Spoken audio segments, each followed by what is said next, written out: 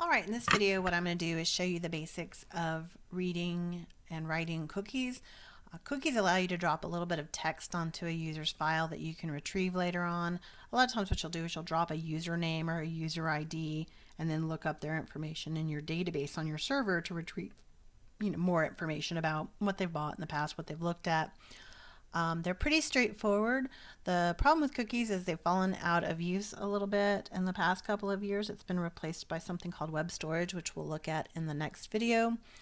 But a lot of people still are using cookies. If you were to go look at your cookie file on your machine with your browser, you'll still see that there are quite a few people dropping cookies. But there are some security problems. There are people have disallowed cookies, and so you might not get the functionality out of them. But like I said, people are still using them, so we're going to take a look at them. In this video, what I'm going to do is show you the simple way to write a cookie, and then I'll do a simple read on the cookie. For your lab, what you need to do is you need to manipulate that cookie string that's returned to use the data out of it. So I won't go as far to show you the whole lab, but you're probably going to want to look at some of your string methods used in earlier labs. There's also an index of example in this chapter on the cookie. So either way you want to work through that cookie string is fine. So I have a framework of a page set up here named Demo Write Cookie. And the only thing I'm going to do on this page is write the cookie. And writing the cookie is real easy. All you do is use the cookie property of the document. So document.cookie, and then you're going to set it equal to a string. The book goes over which ones you have to use and which ones you don't. What I'm going to do is I'm going to create a cookie, and I'm going to give it the name of the cookie and the value of the cookie, and then I'll also set an expiration date for that cookie. So I'm going to set a cookie named their name, and it's going to be equal to a value. Now, you can easily create this cookie string where the variable name is filled in instead of, hard coding the word Leah in there. Semicolon will separate out another one, so we're going to go ahead and do expires and set that equal to Tuesday, 28th of December, 2020. I think this is from one of the examples in your book, and we're going to go ahead and just have it expire at midnight. So that is the cookie string there.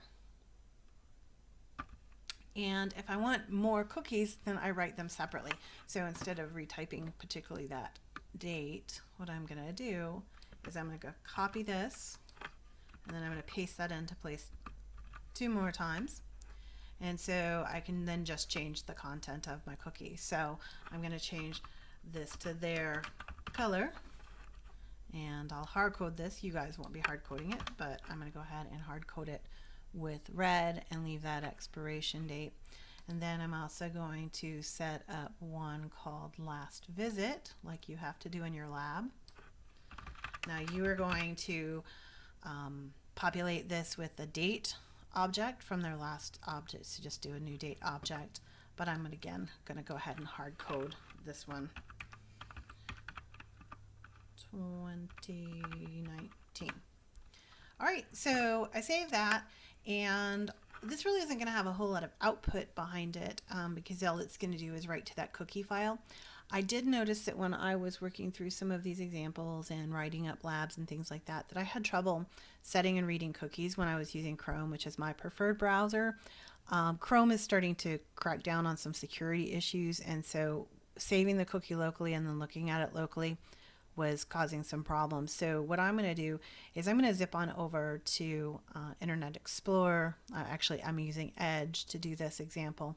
So if you run into these problems and you're using Chrome, you might want to consider using that as well. So let me bring this up. I already have it loaded up because for some reason Internet or Microsoft has decided to disable Control O for open. So instead of me going to my files and opening it, I just went ahead and pre-opened it. So I'm going to reload it, and really nothing happens. If we were to go into the settings of the page, we would then see where our cookie was written. But I'm going to go ahead and leave that for now, and we'll come back when we use read cookie to do that. So I'm going to head back to my notepad.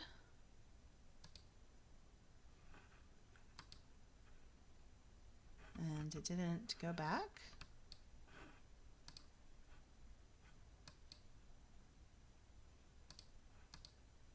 There it is.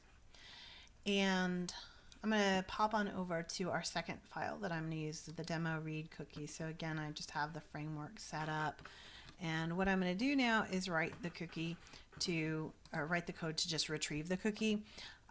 You are going to want to work through this, because you'll see when I return this what kind of data you're going to get. You're going to get the cookies all strung together in one statement. So I'm going to go ahead and just set up a variable named it the cookie, and I'm going to set that equal to document.cookie. So just retrieve what is stored in that property of the document. And then what I'm going to do is I'm just going to go ahead and alert this out so we can see this. And that's really all we need to do to get the cookie. But you'll see the problem with cookies in a minute when we actually look at the output on that. So I'm going to go ahead and save that. I'm going to go back to my browser. I'm going to go over to read cookie, and I'm going to reload it. And so this right here is the output that you're going to get. So it tells me the name of the cookie. It tells me the value, puts a semicolon in, the name of the cookie equal to the value, semicolon, name of the cookie equal to the value.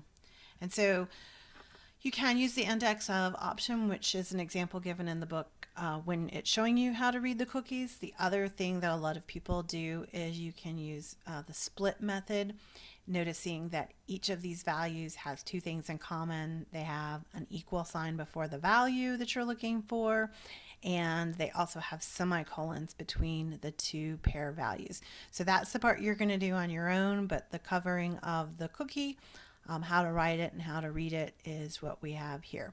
So in the next video, what we're going to do is look at the same kind of work using web storage.